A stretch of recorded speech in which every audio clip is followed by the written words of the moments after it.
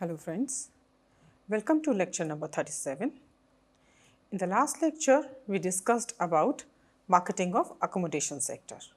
In this lecture, we will study about marketing of transportation sector. So to start with the terminology, we will study about first of all long haul scheduled airlines and medium or short haul scheduled airlines. There is not much difference between these two types of airlines. Both of these are more or less the same thing. The only difference is that long haul travel for a long distance while the short haul travel for a shorter distance. So the only difference is in the distance which they travel. Now, both of these airlines, both of these types of airlines are mostly, owned by the large companies, and they go by scheduled flights. Scheduled flights means there will be a timetable which will be followed by the flights to take off and land. Then after that, there is, these long haul and short haul scheduled airlines. In fact, scheduled airlines altogether differentiate their product with the help of providing different kind of cabins. And these cabins may be business cabins, okay, or these may be even cabins with resemble with a bedroom, a very lavish kind of a thing. On if you talk about all those flights which are for a very long duration and which are selling products which are expensive, that is tickets which are expensive. So in that condition, they do sell the facilities which are bedroom type, wherein the tourist can or the traveler can actually relax for a while, take a break for a while. Now they also provide different kind of classes, like first class is there, business class is there, or economy class is there. So that way they have different kind of cabins, they provide different kind of tickets also. Beside this, they also provide a lounge facility at the terminals, so that if there is any meeting which the customer has to organize the meeting at the airport terminal lounge itself, and the person can travel back from the airport itself after finishing off his work. Or if there is any time connecting flight, or there is any delay which is there, so in that condition that can also be done. Beside this, they also go ahead with loyalty programs, because these are scheduled flights. So most of the frequent flyer, they prefer to take these flights, because their change in schedule is less likely expected. So that way they also come up with different kind of loyalty programs, in fact customized loyalty programs also, so that the customers can make the use of the mileage points which they have earned due to their frequent travels. Now they also face tough competitions, and because their fares are expensive, so they face tough competitions from smaller airlines or unscheduled flight also, because unscheduled these are also called charter flight, but charter and unscheduled has a little bit of difference. So these unscheduled flights, they don't have a fixed time of arrival and departure. So what happens in this condition, that whenever as and when they get enough number of travelers on a particular flying sector, they can take off after getting the permission from DGCA. So that way these smaller airlines, or these airlines which have unscheduled flights, they are actually they have lesser chances of going into losses. So that's how scheduled flights face tough competitions from these smaller airlines. Now next is charter airlines. They fly on both shorter routes as well as longer routes.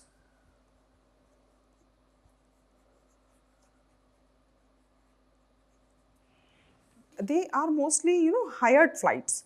So these charter flights can either be hired by a particular person to travel from one place to another place, or this can also be hired by maybe a travel agency or tour operator to take one of its group from one place to another place. So this is about hiring the entire flight, the entire craft, for either one person, or maybe for one party, or it may be for a client, or maybe an entire group. So this is the meaning of charter flight.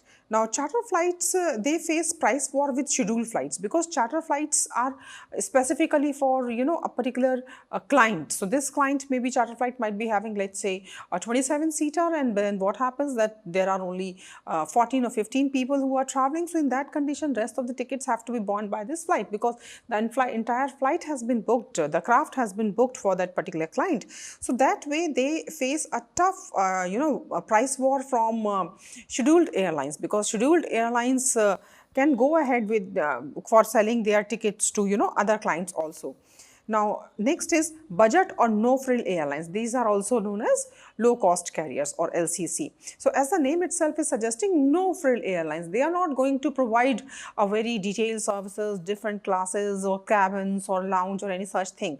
They simply talk about the core product. The core product is the ticket against which you can travel from your origin to your destination, and that's it. They might not even provide you, a bottle of water, kind of a basic thing. If you want to eat something, you want to drink something, you need to pay for it extra. So that's how these budget airlines are like. They provide just minimum, bare minimum required facilities, and then after that, rest of the things you can pay and get it. It's not like they do not provide, but they do not provide with the cost included in the price of the ticket.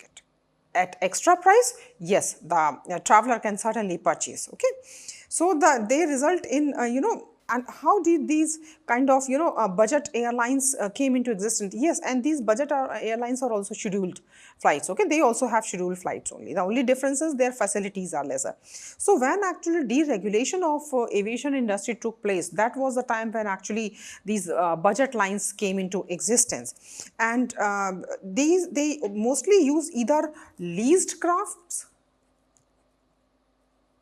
or they use second-hand crafts. By craft, I mean aircraft. Okay, so that way their cost cutting is from all the side, from the facilities which they provide to the passenger, from the side of the craft which they use. Okay, and they also do not do any segmentation. They perfectly do no segmentation. For them, it is homogeneous market. If you remember, during segmentation, I told you about this kind of positioning of the product. So, because of new segmentation, the product differentiation is not there, as a result of which they get economies of scale.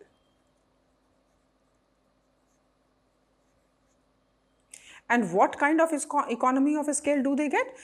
Of operation. Economy of scale of operations. Okay, so that's how their cost cutting is very high, and they try to cut down cost from wherever it is possible for them. And they also use those airports which are actually second airports of city. Okay, so as a result of which, in second airports actually usually the taxes are low. The taxi charges, means the parking charges, are also low. So that's how per flight cost or parking charges for any craft is actually lesser. So they cut down cost from every aspect, from technical aspect, from product differentiation aspect, from operations aspect, and then from taxes and parking charges also, by using second airports. Now next is ferries. Now ferries operate on either on sea route or they operate on rivers. Like the kind of ferries which we have in Kolkata. Ferries in Kolkata are very frequently used in place of land transportation for traveling from one part of the city to another part of the city. But these are usually used in small routes. And next is cruise ships. Cruise ships are mostly sold through inclusive packages, and cruise ships still need to cover a lot of segments around the world, in fact not just in India, because most of the people, still the population of the world, or maybe the population which has a purchasing power to go on cruise, they have still not gone because of its the kind of nature which it is, the kind of product nature which it is. It's a very different kind of a product. So that's how cruise ships are mostly sold through inclusive packages, and cruise ships should try to find out or explore more segments and try to get access to sell their products. Now next is scheduled air service. As we all know, the railway system of any country, any part, and then bus service, like scheduled railway service, scheduled bus services are also there. And when there are private transportation wherein the buses are there, taxis are there, trams are there, so all those come under these all work on the PPP model. In fact, when we talk about this PPP model, most of these, all of these, almost all of these work on PPP model, wherein the infrastructure, taxation system, regulations, terminals for starting and ending, these all things are provided from the government side, and most of the operators which operate all these transportation facilities are private parties. Maintenance is outsourced to private party, security is outsourced to private party, operations done by all these airlines, private airlines or government airlines, whichever are there, they operate, they take care of the operations of their own travelers. So that's how actually transportation system works in most of the part of the world. Now next is again understanding how does this transportation system work. Most of the, I have already told you, work on PPP model. Now most of the capital, it's a very highly capital intensive business, like I talked about earlier in case of hospitality industry also, that was also capital intensive business. And when we talk about transportation industry, this is also capital intensive business. Starting and operating an airline is not such an easy thing. Starting and operating a cruise ship service, or starting and operating a ferry services, or maybe private buses or private trains, it's not such an easy task. It's a very expensive thing. It's an extremely capital extensive industry. Now most require a good infrastructure. This infrastructure starts from terminal, ends at terminal, and in between it needs a corridor on which it can operate. That corridor can be on a sea route, can be on a river route, can be on land, and can be on air also. But these are designated and well defined corridors in which on which these vehicles can actually operate.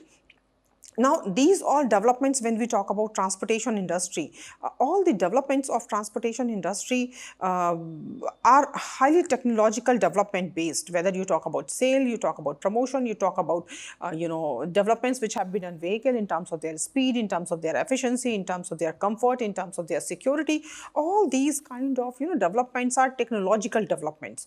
So in that condition, this industry is highly dependent on the scientific development being taken place around the world. Now this is one industry which consumes fuel, whether that fuel is from biofuel, whether the fuel is from a battery or cell, or whether that is a any kind of a fuel, maybe fossil fuel or any kind of a fuel, electricity fuel, but it is based on fuel. And fuel prices of all these types of fuel is subject to change. They keep fluctuating, except for few of the fuel like battery and other things which are highly subsidized from the side of the government. So this industry is highly prone to the scientific developments taking place around the world, to the prices of fuel, to the any kind of, maybe if you talk about Iran-Iraq war, or you talk about Russia and Ukraine war, this is prone to that. Any kind of a war eruption in any part of the world causes a very steep hike in the price of the fuel. So that way actually it's a sensitive industry.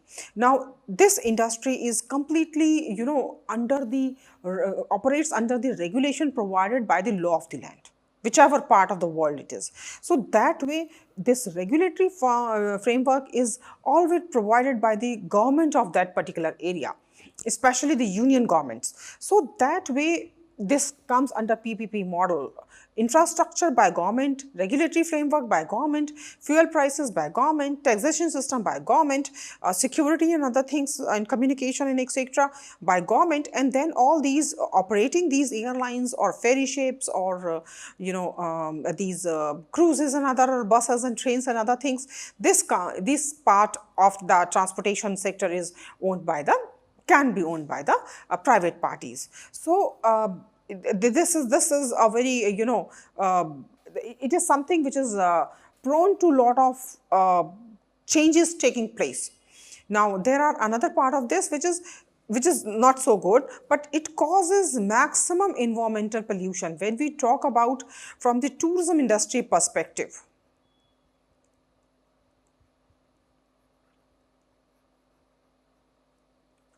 Then from that perspective, Transportation sector is the only sector, or maybe the main sector, which causes maximum environmental pollution. Okay, rest of the part of the, or rest of the elements of tourism are actually highly replenishable, because those are those elements which are equally shared by the local population also, like heritage, culture, fooding. These are highly replenishable. But when we talk about transportation, yes, it is a environmental degrading element in tourism industry. Now next is how to market transportation. Transportation marketing starts with the estimation of traffic flow, because this traffic flow estimation gives an idea to the company about how many crafts or buses or trains it needs to operate, and what should be the capacity of that particular vehicle. Now, reducing the operational cost is another element which during the transportation marketing companies pay a lot of attention to. They try to cut the cost by using low cost airports. Okay, I told you this thing in case of LCC also. Then they make their product a no frill product. It is only about transportation, so they will provide only transportation. Or if let's say it's a very long duration, maybe flight or travel, then in that condition they will provide maybe very basic kind of a food or water kind of a thing. Now they go with a no commission and selling through ICT. It's a very important thing which took place in mid of 1990s. Before that, every airline, most of the airlines, for selling their tickets, they were giving commission 2 to 3% depending on the kind of contract which they had with the airlines and tour operators. But then from the mid of 1990s, they all simply decided not to give any commission to the travel agency and tour operators for selling their tickets, and they started selling their tickets completely by the use of information and communication technology. So it was a huge loss for the travel and tourism industry.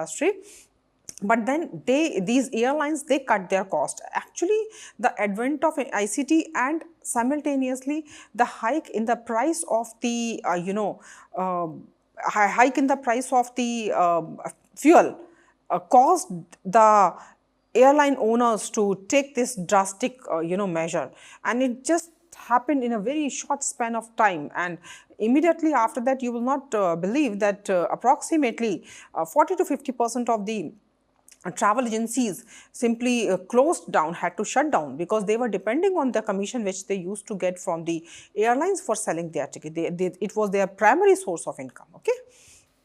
After that, airlines start doing cherry picking. Cherry picking means they will pick up only those routes which have a high volume, means traffic flow, and which are linear in nature.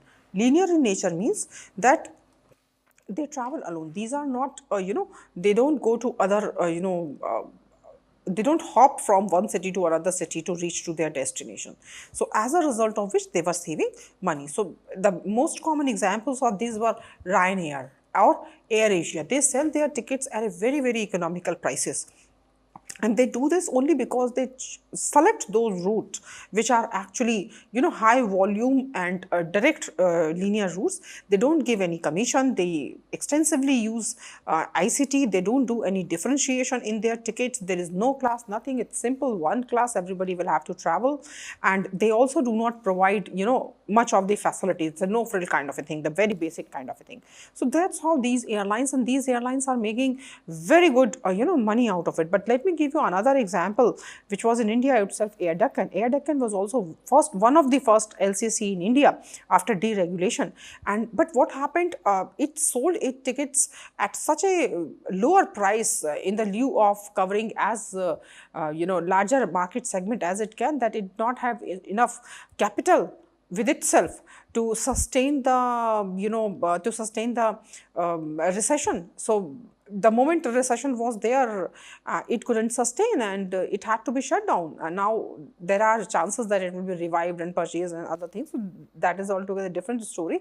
But it was one of the first LCC which really did very well, and it had contributed really well, Air Deccan, in the in bringing those people, who had never traveled earlier to go by air. It has given altogether a new, it has made the dream of those people come true. The same thing which nowadays government of India has been doing through Udan scheme.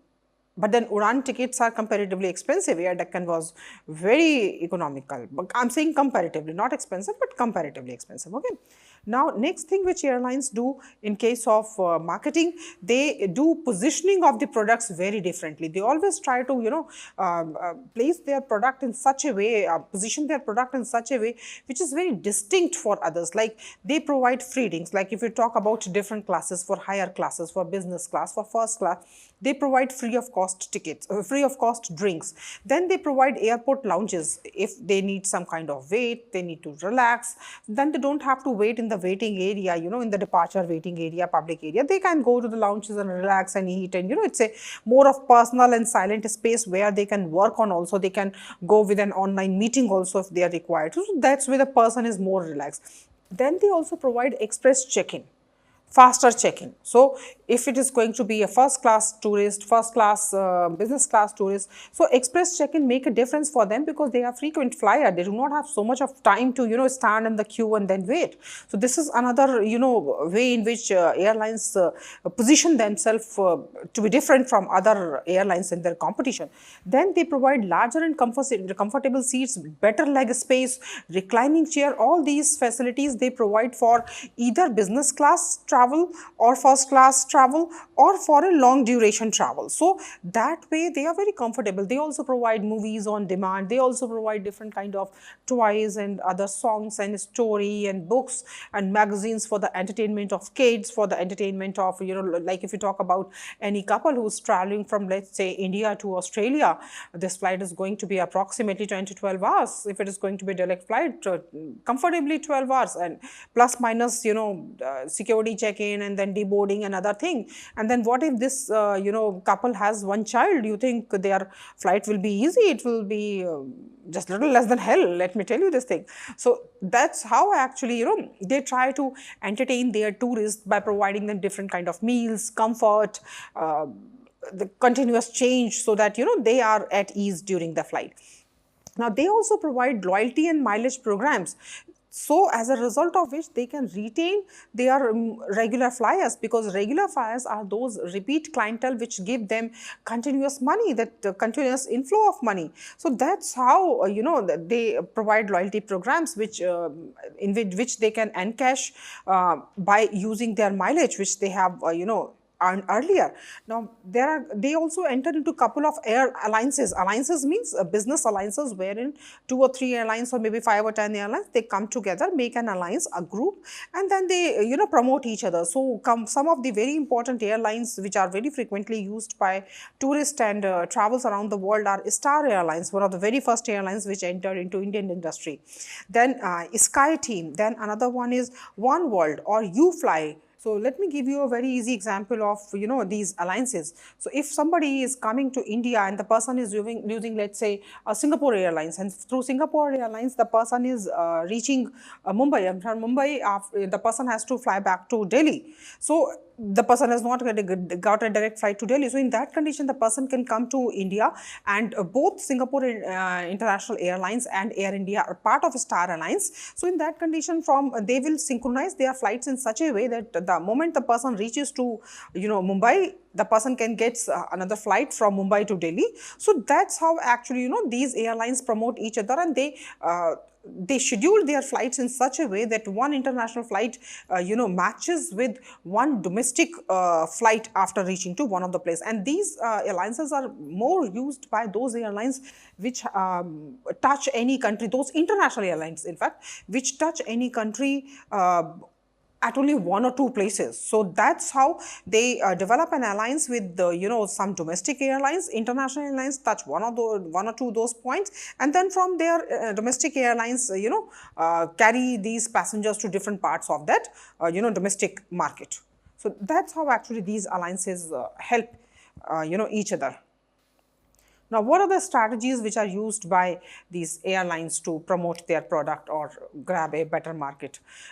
They use bulk booking. In bulk booking, they use either tour operators or event organizers or sports fixtures, and they sell their tickets to through tour operators, event organizers on a very marginal margin, means lesser profit. So what happens when they actually sell their tickets through their own sales counter on retail or any such thing, wherein they are not going through bulk booking, they are making good money. And wherever they are getting a good volume, then they cut down on their, prices and they do bulk booking. So through that, they get a good occupancy percentage as well as, a balance in profit also. At one place, they make profit, at another place they cut down on their profit. I'm not saying cutting in losses, cut down on their profit, and then it becomes like moderate profit kind of a thing. Then they also make tailored loyalty program for all those people who travel very frequently. Let's say there is a person who travels very frequently to one country, so then in that condition they will provide a different kind of loyalty program with respect to a person who may be traveling from one origin but to different part of the world or different part of a country itself. So they tailor loyalty program. They also tailor loyalty program company wise also, wherein they don't just provide to the frequent flyer one person as a frequent flyer, but a company also. So they give total mileage to the company and not to the person. So this is also another way in which they tailor their product. One for corporate, another one for individual. Now third which they do, they advance purchase the excursion fare. Okay, that is Apex. The advance purchase excursion fare is when the company actually purchases the fare in advance, and then company can sell it to other people. So that's how this is a kind of bulk booking, but this is a purchase, not a block. Okay, so block is a different thing. I'm sure you know about it. So they don't, it is a real purchase, so the transaction takes place. So if any of the company wants to sell the ticket, then in that condition either it can go for block or it can go for Apex. So in case of Apex, they will get a very lesser price. The Apex prices, let me tell you, are even lesser than block prices. So that's how the company tries to sell its as many tickets as it can. Now, advanced booking rates for individuals are also very different. Apex is done usually through, third party, and then advanced booking rates are also very different. Then advanced booking rates are different, lower. Just try to understand it. At one place, the person is booking in advance. Since the person is booking in advance, company is getting an assurity of, selling off that particular ticket and making money out of it. So that's how they give a lesser price, early bird offer kind of a thing. And at another place, last minute prices. Now it is, we all know it is a highly perishable industry. The product is highly perishable. Once the flight has actually taken off, there is 0% chance that the ticket which has got unsold, it can be recovered anyhow. It cannot be recovered at any cost. Okay. So what is the way out? At least whatever company can make by selling the remaining tickets. So then they do last minute pricing. In case of last minute pricing, what do? They sell it at the cost price. This is the minimum. What is the minimum price at which they sell? That is the cost price. They do not go below the cost price because they somewhere need to maintain their own standard prices also. So in last minute prices, this is especially very common in case of those countries like USA, which are highly diverse and huge countries, wherein traveling from one part of the country to another part of the country by train or train or road system is not possible. So their last minute pricing is very common. Okay, so in case of last minute pricing also, economical rate, and the reason for this is perishability. So first is advance booking, very less rate because you have purchased in advance. So company has got an assurity of making that much profits. And next is last minute pricing also. This is also something. So both completely opposite, but still prices are comparatively down. Now next is dynamic fares. In case of, let's say the company was through last minute prices has got to know that it can sell a couple of tickets, but then later on the company gets to know, like, through their system analysis, they get to know this thing, that actually it may be able to sell its tickets. So maybe they will go ahead with the higher prices. So when the demand goes up, the price goes up. When the demand goes down, the price goes down. It's a very, very simple thing, completely demand and supply kind of thing. And this is called dynamic prices. Okay, when they can make money, they make more money. when they think they cannot make money, they simply go by an optimum, profit. So with this, I am resting this lecture here. At the end of it, I have provided you with a list of books. You can refer to any of the books from this list or any other book of your choice as per the availability and your convenience. Thank you.